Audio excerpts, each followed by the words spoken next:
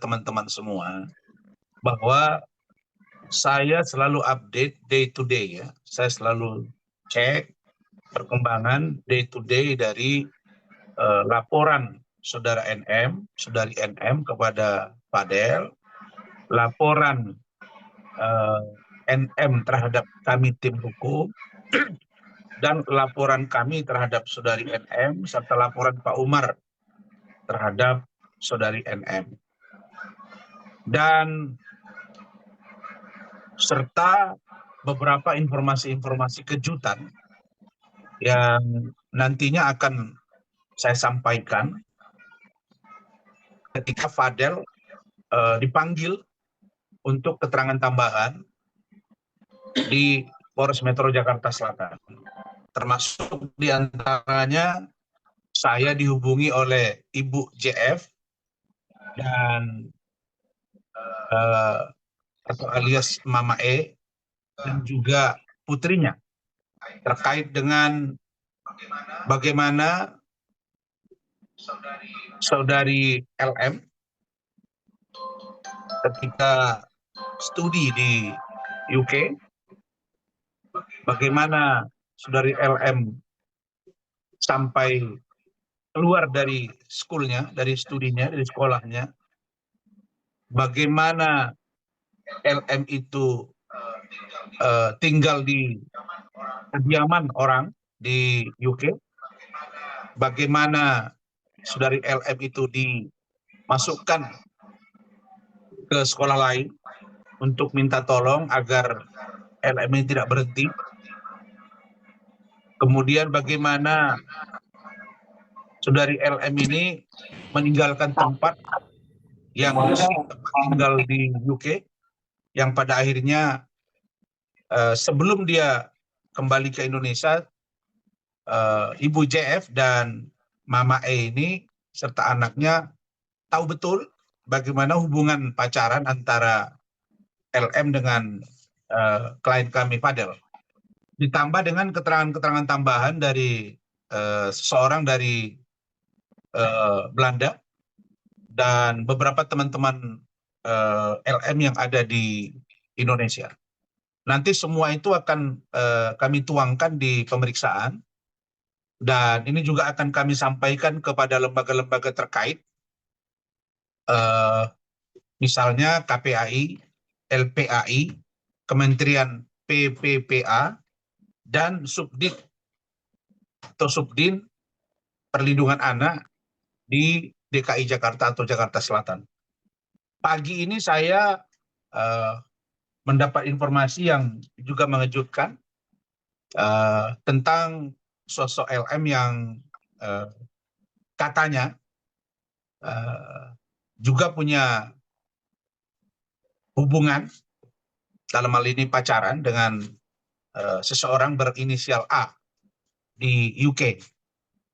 Informasi ini sedang saya gali dan mudah-mudahan ini bisa membantu saudara Fadel, dan mudah-mudahan tentang dugaan penelantaran yang dilakukan oleh saudari NM kepada LM akan semakin terurai, sehingga kita tidak hanya berpatokan pada ada seorang ibu, lalu kemudian anaknya di bawah umur, lalu kemudian ketika dia lagi senang dia katakan itu anaknya, ketika dia lagi marah dia bilang keluar dari kakak dan lain-lain, lalu sekarang melaporkan dan seolah-olah ini adalah ibu yang bertanggung jawab. Padahal kalau kita lihat, kami menduga ini hanya upaya untuk membelokkan bagaimana dia selama ini mendidik putrinya, kami duga ya, dan nanti akan kami paparkan bagaimana sesungguhnya saudari LM ketika di UK, bagaimana dia cerita dan curhat kepada Ibu JF, kemudian Mama E, dan juga putrinya. Kira-kira begitu, semuanya insya Allah akan kami tuangkan di pemeriksaan dan lembaga terkait. Juga beberapa poin-poin singkatnya nanti saya akan sampaikan ke media ketika akan ada panggilan kedua.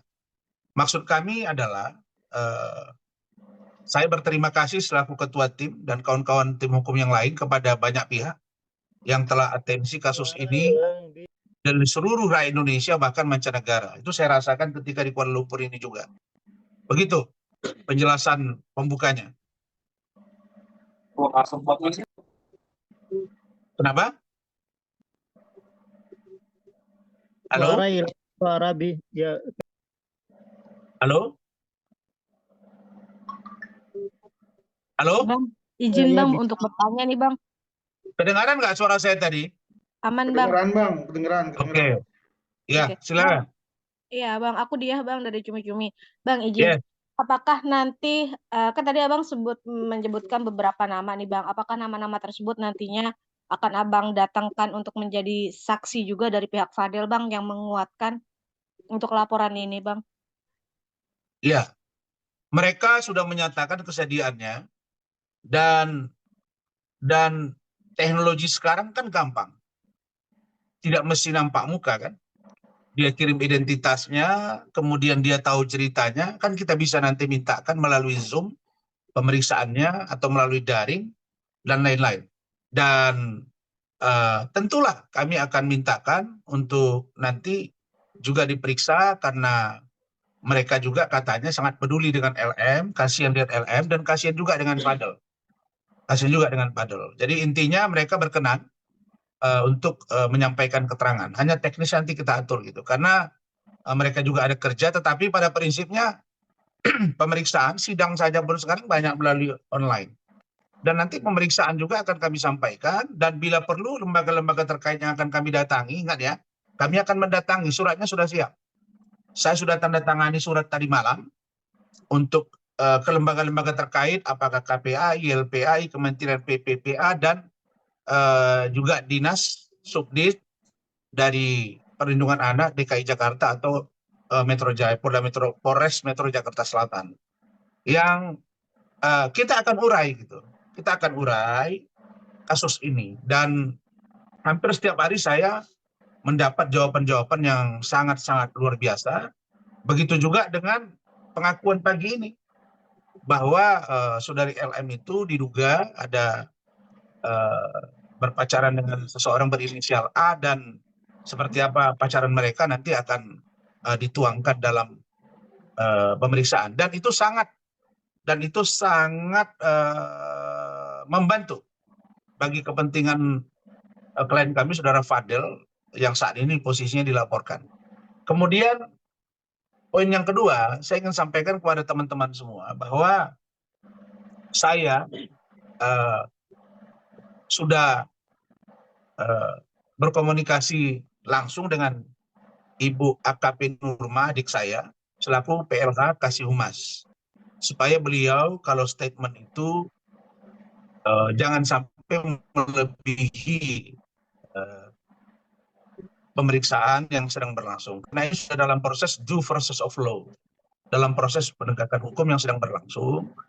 Jadi keterangan ibu atau adik saya Nurma sebutkan ya bahwa barang bukti visum kah, lab darah kah, atau apapun namanya hanya dapat dibuka di pengadilan apabila pertama proses interview, klarifikasi naik menjadi penyelidikan mengumpulkan barang bukti, 2 alat bukti yang sah secara hukum, naik kepada penyidikan, kemudian gelar penetapan tersangka, kemudian dibawa ke kejaksaan. Di kejaksaan itu juga ada praadjudikasi.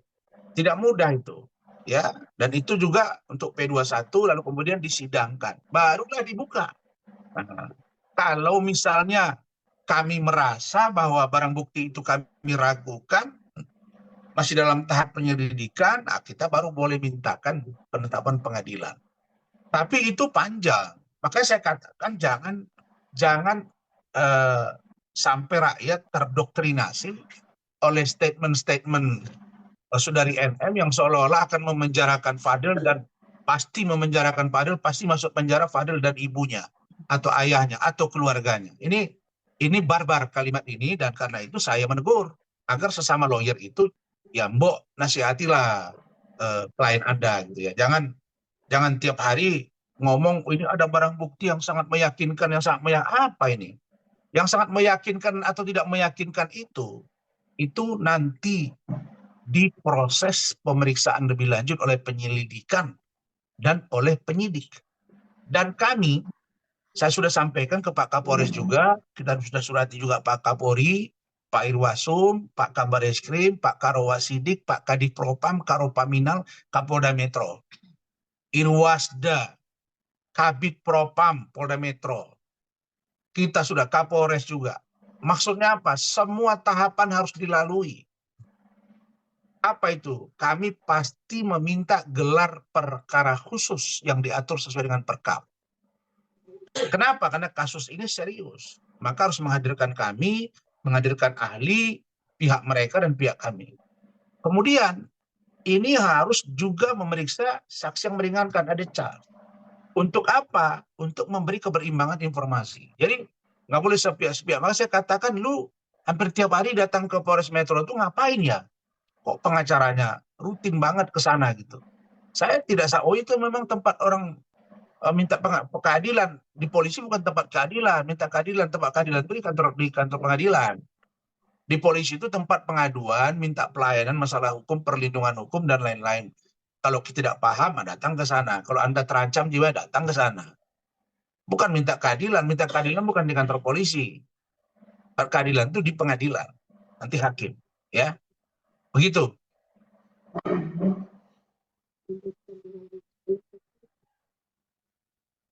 Ya, silakan. Oke. Ada yang mau nanya lagi nggak tuh? Oke, Bang, gue nanya lagi deh. Bang, izin Bang Rasman, perihal, iya kan tadi kan sempat Abang mengatakan kurang setuju dengan statementnya dari Bu Nurmas sebagai selaku humas gitu kan Bang. Nah, tetapi beliau seperti tadi seperti yang Abang bilang, mengiyakan dan mempercayai bahwa nantinya bukti itu sudah memang bisa atau menggiring membawa Fadel itu Bang gitu kan untuk pemeriksaan selanjutnya itu sudah dianggap kayak valid gitu Bang. Ada nggak sih mungkin Abang nanti langkah hukumnya mungkin atau seperti apa sih Bang? Karena kan ini sudah dipercayai dan diiyakan nih Bang. Saya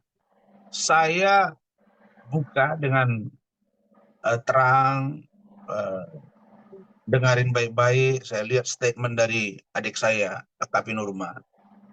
Ya, saya sesalkan. Karena proses penyelidikan masih berlangsung.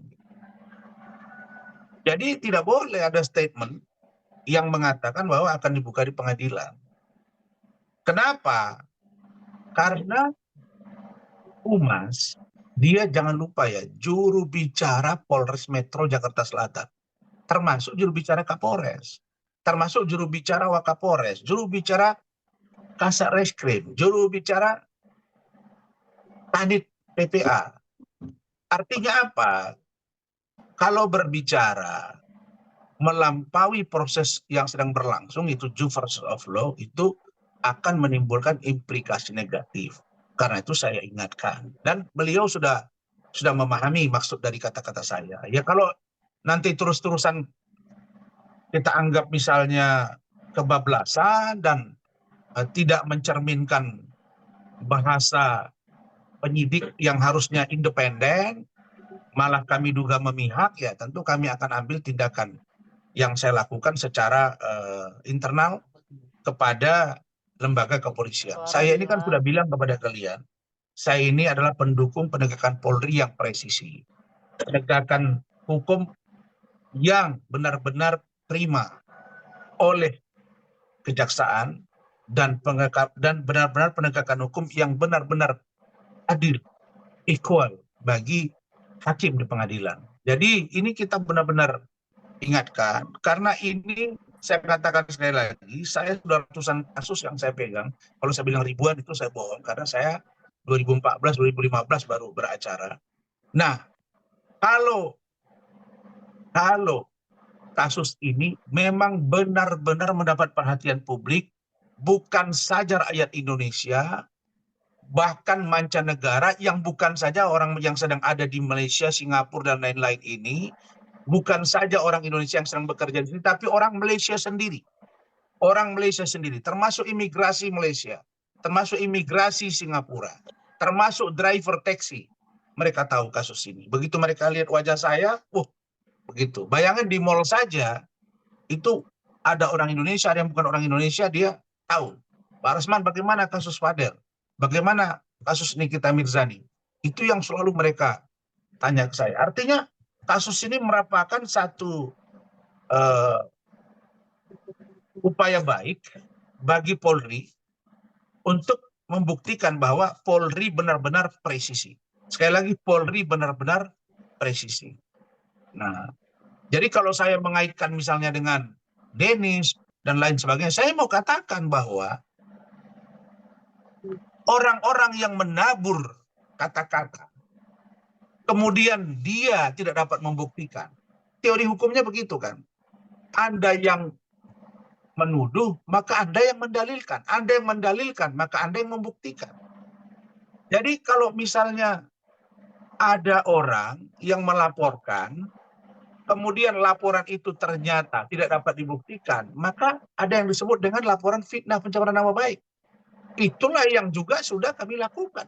Sehingga jangan ujuk-ujuk Anda yang sudah melaporkan terus percaya diri, tidak ada efek nanti setelah Anda tidak dapat membuktikan.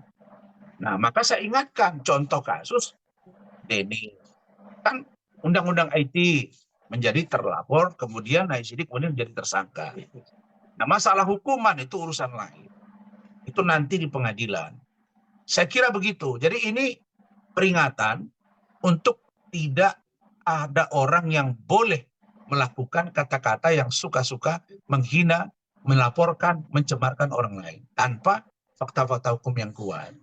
Yang ketiga ini, tadi 1, 2, 3 ya. Yang ketiga ini, justru saya melihat ada kegelisahan dari pihak kuasa hukumnya NM dengan NM sendiri. Dia gelisah.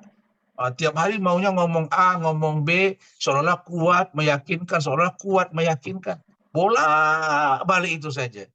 Nah, sementara kita di sini kerja terus, tim saya ada yang ke Surabaya, ada yang ke Batam, ya saya biasa-biasa saja. Kami tangani dengan profesional karena saya tahu Polri serius dalam menangani kasus ini dan tidak main-main. Begitu.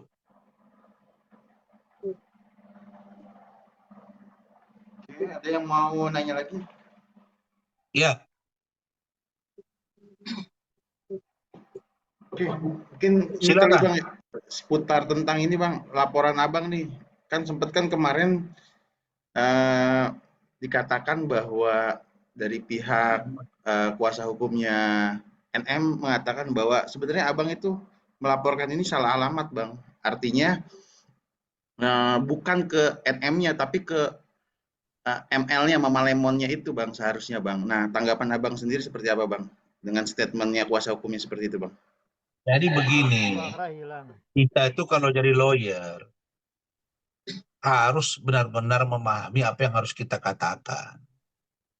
Ya, berarti pengacaranya NM itu tidak paham undang-undang IT. Suara hilang, Bi. Halo? Iya. Hilang. Terus Bang, masuk. Hilang. Ada. Bahwa seorang lawyer harus paham. Makanya kemarin waktu dia ngomong sebelum kami membuat laporan, ya seolah-olah ini sudah kuat, ini sudah ini. Saya senyum-senyum aja. Nah, yang kedua, dia mengatakan bahwa kami katanya error in subjecto. Itu kan kata-kata dia kan? Betul nggak? Error in subjecto. Iya Bang. Nah, kalau dia bilang, ya cari dong. Siapa yang Mama Lemon? Makanya saya bilang, yang dilaporkan itu adalah akun Nikita Mirzani Mawardi @sekian-sekian. Itu yang dilaporkan. Akun inilah yang mentransmisi, menyebarkan, menginformasikan kepada publik tanpa hak. Pemilik akun. Sama dengan Dennis Caryesta saya laporkan ya. Akunnya Dennis Caryesta. Perkara siapa yang ngomong itu tahap yang kedua. Adakah Mama Lemon ini bisa ngomong? Jawabannya pasti Mama Lemon nggak bisa ngomong. Orang dia Lemon kok. Nah, Kemudian kita harus tanya, yang lemon ini suara siapa? Manusiakah, hantukah, atau hewan? Saya pastikan itu suara manusia. Nah, lalu kemudian kita cek ahli bahasa. Siapa manusianya? Apakah kata-katanya ini masuk unsur untuk menyebarkan informasi bohong tanpa hak atau informasi memfitnah? Jadi pemilik akun dia mempost di Instagramnya itu unsurnya masuk. Yang kedua, siapa yang berbicara, siapa yang mengata-ngatai. Makanya ahli IT itu diperlukan dalam undang-undang IT, di dalam pelaporan itu yang diperlukan itu paling penting satu, ahli pidana IT. Yang kedua, ahli bahasa. Ini penting dan kami sudah diskusi dan saya sudah tahu tidak sampai separah ini pun sudah masuk. Walaupun sekarang NM itu melebar kemana-mana, serang sana, serang sini, serang sana, serang sini. Saya lihat si A lah, si B lah melebar karena dia sudah nggak sanggup fokus menghadapi kami.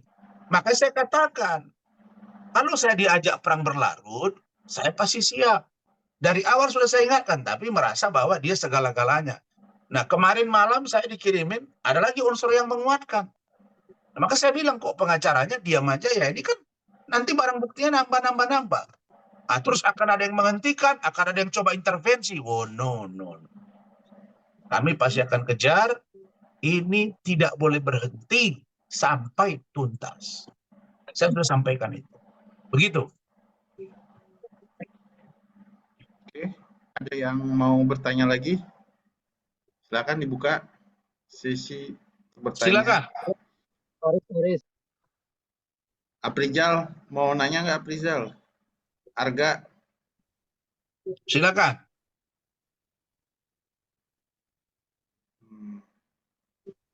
Tanya aja semua. tanya Arga. Zal,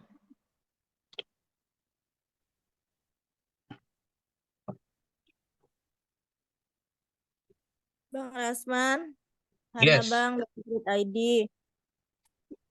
Ya. Untuk tadi kan bakalan ada pemanggilan lagi kan untuk memintai keterangan tambahan Iya. dari Fadel. Itu kapan ya, Bang? Sudah ada jadwal belum? Saya sudah komunikasi dengan keluarga dari Fadel. Sampai dengan kemarin, hari Jumat, saya tanya mereka. Biasanya panggilan itu kan kalau tidak di awal minggu, itu di akhir minggu. Senin, nah kadang-kadang sibuk, bisa bergeser menjadi panggilan Kamis atau Jumat. Saya tanya kemarin, ada nggak surat masuk untuk panggilan Fadel hari Jumat? Nah, jawabannya belum ada. Misalnya dipanggil hari Jumat, diantar surat panggilannya hari Jumat ke kediaman Fadel atau ke kediaman Pak Bajide, lalu kemudian dipanggil biasanya hari Rabu atau hari Kamis. Itu belum ada. Kenapa? Karena penyidik tentu mengumpulkan barang bukti.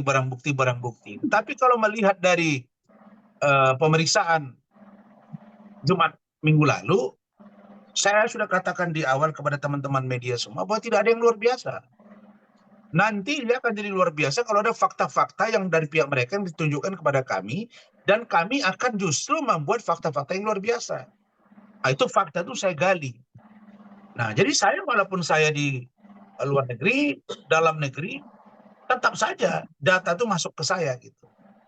Nah, kita sudah bangun satu pemikiran yang konstruktif bahwa apakah boleh seorang ibu marah, kemudian cuap-cuap, dikeluarkan dari kakak, dikeluarkan dari harta warisan, kalau mati dikubur saja, tidak menganggap anak, lalu kemudian dia buka aib anaknya sendiri, lalu anak itu kemudian tidak dibiayai, lalu anak itu cari makan sendiri, kemudian numpang di tempat orang, kemudian pulang ke Indonesia, lalu kemudian datang ke rumah, tidak diterima.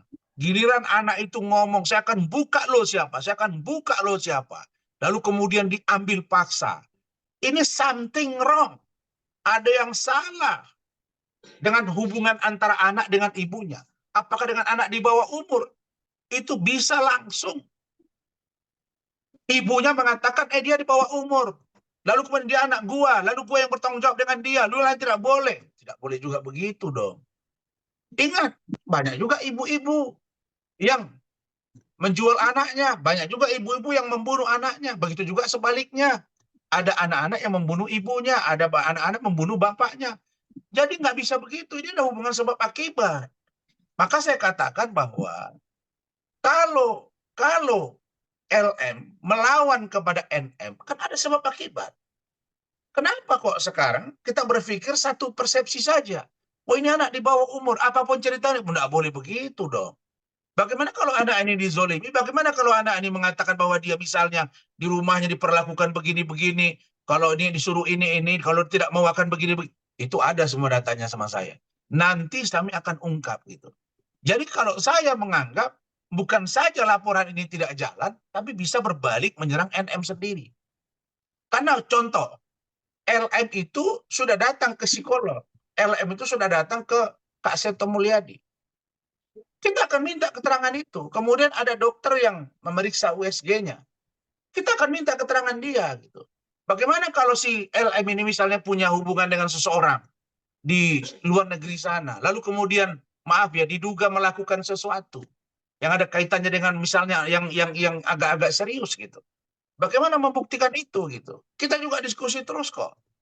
Nah, emang kalau dibilang misalnya ada cek lab, lalu kemudian diberitahu, oh ya ini ada namanya pelecehan seksual, ada hubungan kekerasan dalam seorang perempuan. Dia itu bukan anak-anak banget. Sekarang sudah 17 tahun, kemarin 16 tahun. Terus kalau ada lecet atau apapun namanya darah, cek lab, kemudian visum. Pertanyaannya, bagaimana menjamin bahwa itu dari father? Itu yang ngomong ke saya juga. Ada teman saya loh, yang juga orang berpengalaman di Polri. Jenderal lagi. Dia juga, Adinda dia bilang. Ini, kalaupun ada sesuatu terkait dengan, maaf ya, bagian dalam seorang wanita, katakanlah LN, lalu kemudian ditemukan ada sesuatu, pertanyaannya bagaimana Anda membuktikan itu dari father? Fisik itu. Bagaimana cara membuktikannya? Saya kasih contoh. Contoh kasus ya, ini real. Ketika saya jadi anggota DPRD di Sumatera Utara, di Mandeng Natal, Sumatera Utara, anak abang kandung saya, perempuan, itu dilecehkan oleh seorang anak laki-laki. Anak itu masih SMP, anak abang kandung saya ini, kakak kandung saya ini, masih TK. Dilecehkan, kita periksa. Memang ada lecet.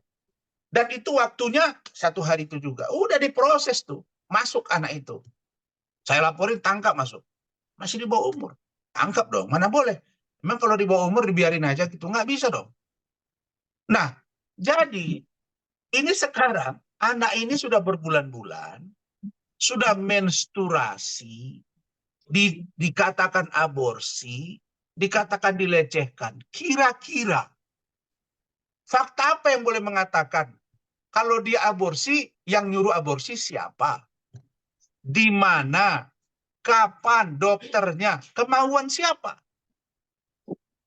Lalu kemudian,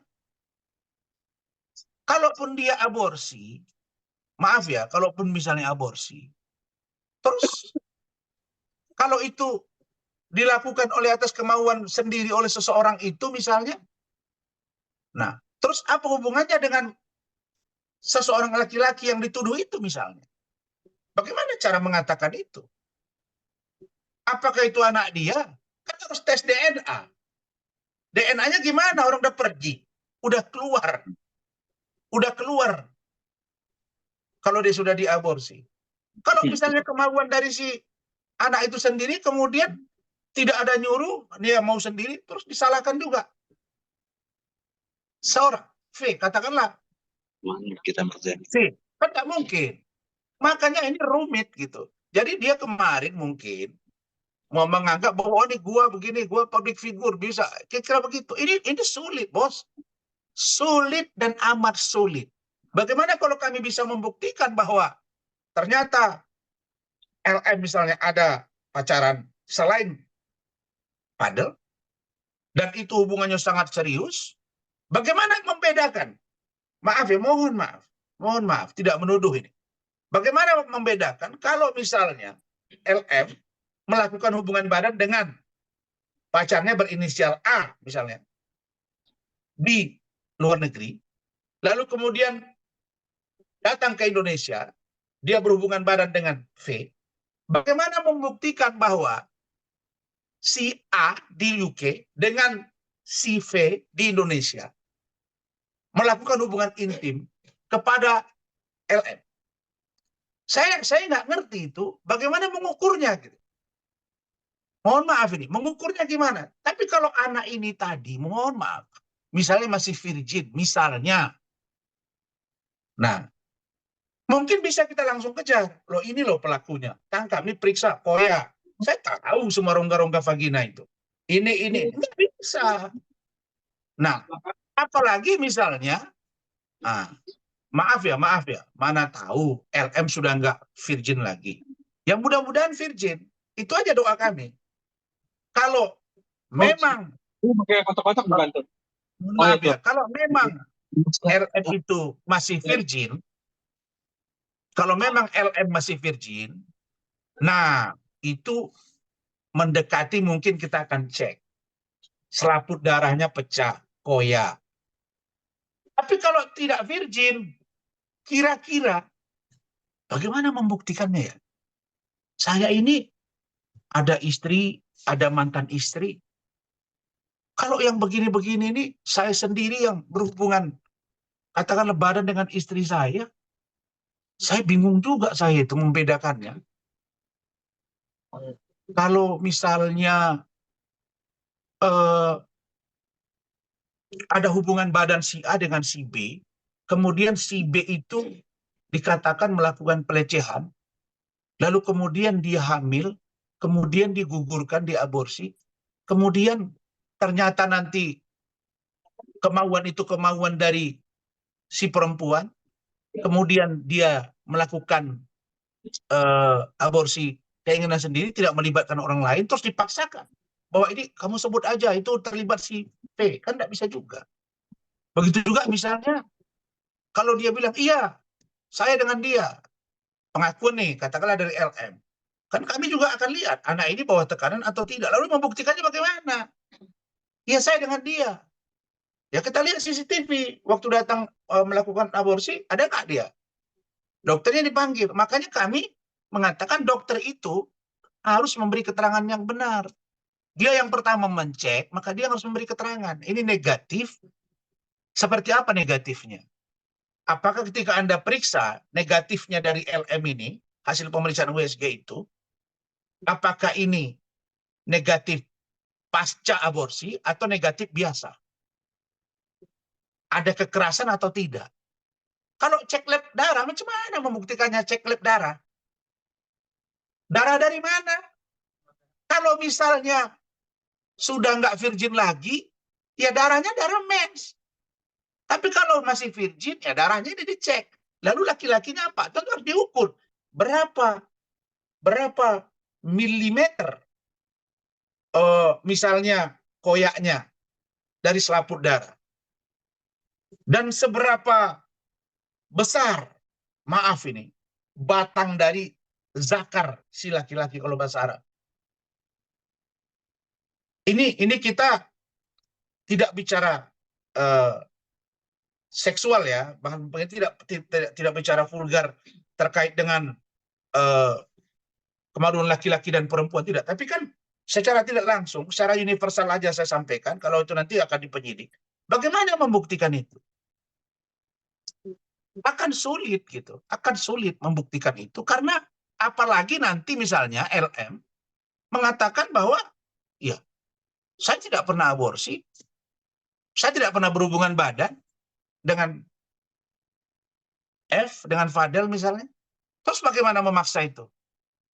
Makanya kami minta. Nah sekarang begitu kami minta di mana keberadaannya, apakah ada perlindungan. Oh sibuk semua sekarang, sibuk. Saya itu udah bisa baca, itulah ahli, dan maaf, itulah strategi dari seorang lawyer. Untuk bagaimana kita menggali informasi. Yang ada sekarang, semua menceritakan bagaimana kelakuan NM kepada anaknya, bagaimana LM ketika di UK, itu masuk semua. Bagaimana ketika LM diduga ada seseorang pria yang berinisial A, itu juga. Nah, jadi ini apa ini? Ini kepedulian orang. Saya yakin katakan bahwa tidak boleh anak di bawah umur, lalu kemudian ketika dibiarkan oleh ibunya dianggap tidak masalah, setelah dia dikatakan ini anak saya dianggap jadi masalah, jadi serius, wah ini nggak bisa. Besok akan banyak orang, ibu-ibu begitu, dia terlantarkan sekian tahun, kemudian dia datang lagi, ini anak gua. Nggak bisa begitu. Nah diduga ditelantarkan. Saya ini harus hati-hati berkomunikasi kepada kalian. Terus kami dilaporkan, katanya kami membuka informasi rahasia kependudukan. Oh ini tidak semua kan kita buka itu kan. Untuk menjadi counter publik karena sudah disampaikan di banyak media, hamil dan dihamili. Hamil, aborsi lagi. Dihamili katanya oleh Fadel. Dan itulah kami menjawab gitu. Jadi memang penyidik akan kesulitan untuk merumuskan ini. Dan kalau itu ada, kami akan buat pembanding. Makanya kami akan menghadirkan juga ahli dari kami gitu. Jadi seperti itu pemahamannya. Oke Bang, dari PV Oke, Bang, thank you, ya. Saya kira sudah cukup lengkap keterangan saya. Saya udah kayak dokter udah. Mudah-mudahan. Oh Bang, tunggu satu Yes. satu lagi Bang. Ini Bang mengenai bukti yang Abang bilang tadi, bagaimana caranya NM membuktikan bahwasanya LM itu sudah pernah aborsi atau memang menjalin hubungan sama Fadel gitu. Mau ditanya kembali nih Bang, dari Abang sama Fadelnya gimana membuktikan bahwasannya apa yang dikatakan Fadel tidak pernah berhubungan dengan Laura itu benar gitu. Bagaimana cara dari Fadel membuktikan gitu Bang? Makasih Bang. Iya, cara kami membuktikan gampang saja. Cara kami membuktikannya, kami akan melihat apa bukti yang disampaikan oleh NM. Setiap bukti yang disampaikan oleh NM tentu disampaikan ke penyidik akan tanya ke kami akan jawab. Nah, sekarang klien kami mengatakan tidak melakukan hubungan badan. Kalau tidak melakukan hubungan badan, tidak melakukan hubungan intim, tidak melakukan hubungan suami istri, artinya tidak mungkin hamil. Nah, pertanyaannya, kalau itu hamil, itu benih siapa? Lalu kemudian, kalau itu benih siapa? Lalu kemudian hamil, lalu kemudian aborsi. Ini aborsi ini kemauan siapa? Kemauan LMK atau kemauan lain? Jangan-jangan nanti, misalnya hamil bukan karena Fadel. Tapi taruhlah dulu, katakan ini dari Fadel. Nah, lalu kemudian LM, dia menggugurkan. Nah, apakah disuruh atau tidak kemauan sendiri? Itu pun sulit. Kalau dia mengatakan, iya kemauan gua sendiri kok, nggak ada ikut-ikutan, saya yang minta tolong sama mereka. Kan selesai urusan Fadel.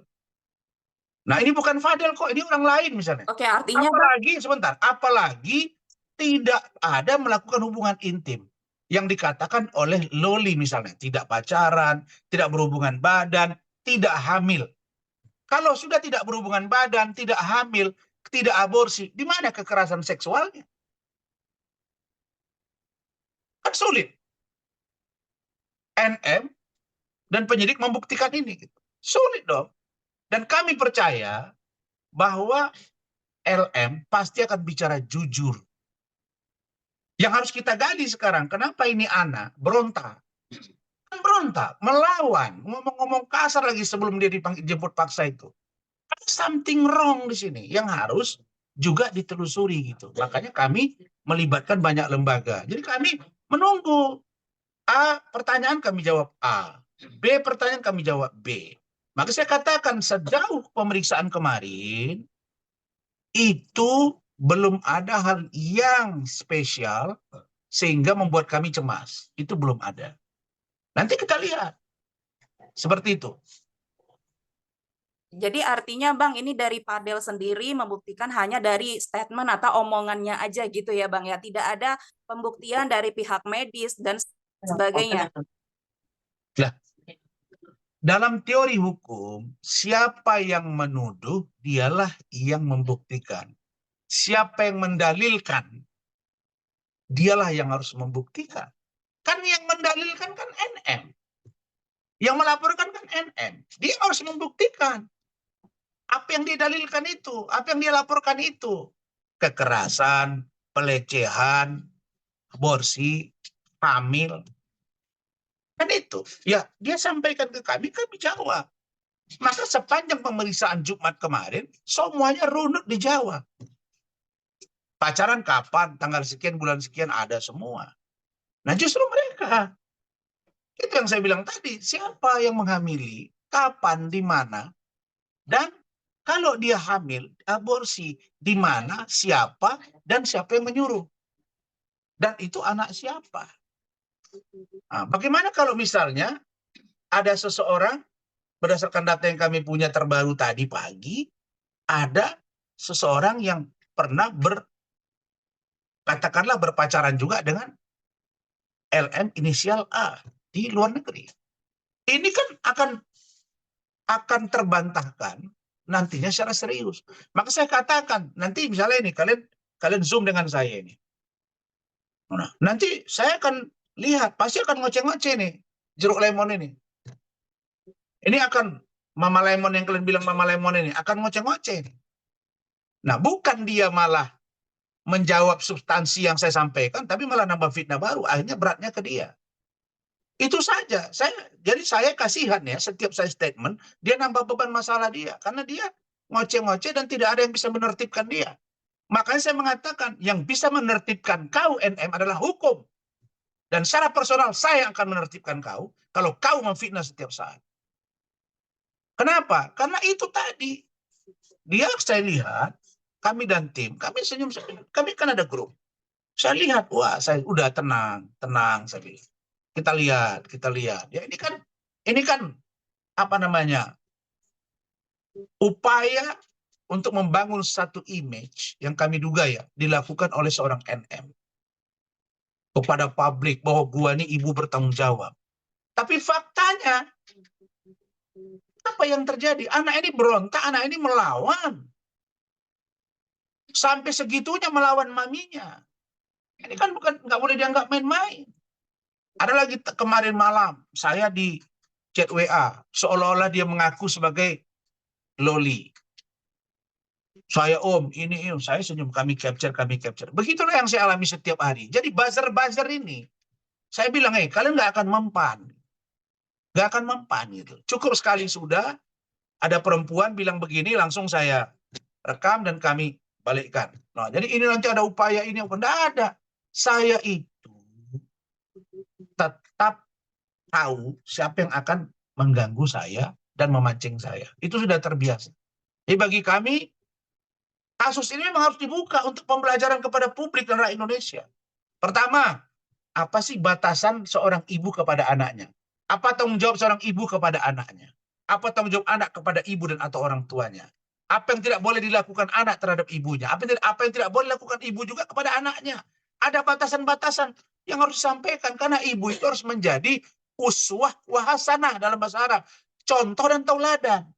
Kalau ada seorang ibu memberi teladan yang tidak baik kepada anaknya, maka berlaku ikon, petua, filosof hidup. Buah tidak akan jatuh dari pohonnya. Maksudnya ini filosofi, bukan menuduh. Filosofi. Karena hidup ini tabur tuai. Apa yang engkau tabur, itu yang engkau tuai. Kau menabur angin, kau menuai badai. Kami sudah tahu kok. Kan si LM itu udah cerita juga waktu kami kecil begini. Ibu kami begini. Nanti akan kita tuangkan semuanya. Nggak usah serang-serang Pak Bajide, Pak Umar lah, ini itulah. Itu aja bahan dia. Jelek, miskin, bau. Itu aja yang diulang-ulang. Saya bilang, kau mesti ditertibkan NM. Dan saya orang yang akan menertibkan kau. Saya nggak main-main. Jadi kepada orang-orang yang tidak ada hubungan hukum dengan klien kami, dengan NM, nggak usah lah Anda ngoceh-ngoceh di luaran. Buat apa? Saya nggak pernah pikirkan Anda. Ya, terutama si beling-beling kan. Ditanya wartawan saya, ini nyindir-nyindir.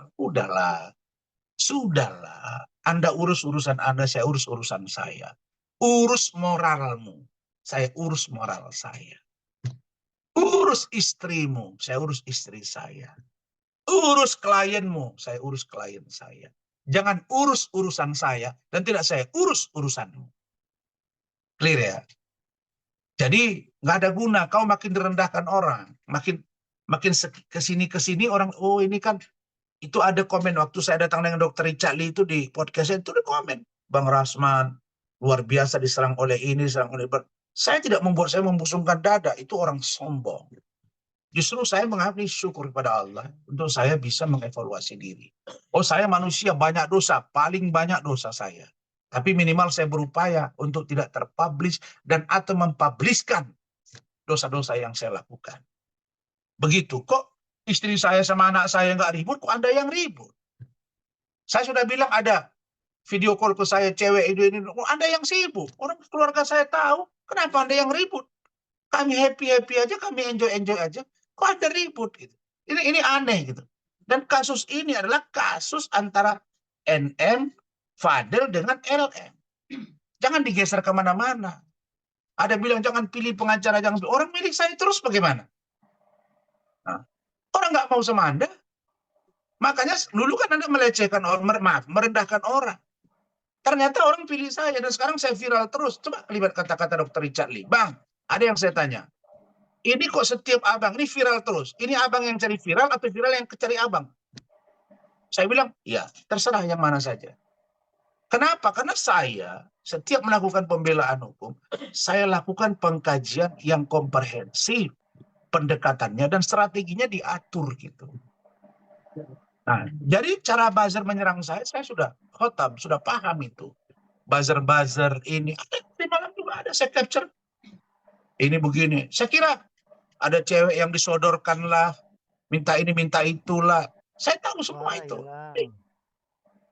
Kenapa kok kita jadi melebar kemana-mana, sementara objeknya adalah LM, Fadel, dan NM. Itu, cukup ya? Bang, ini mungkin agak di luar konteks, Bang. Cuman ini kan banyak atensi dari netizen, masyarakat yang menanyakan ini, Bang, soal apa namanya ijazah Abang nih, biar diperjelas seperti apa nih, Bang.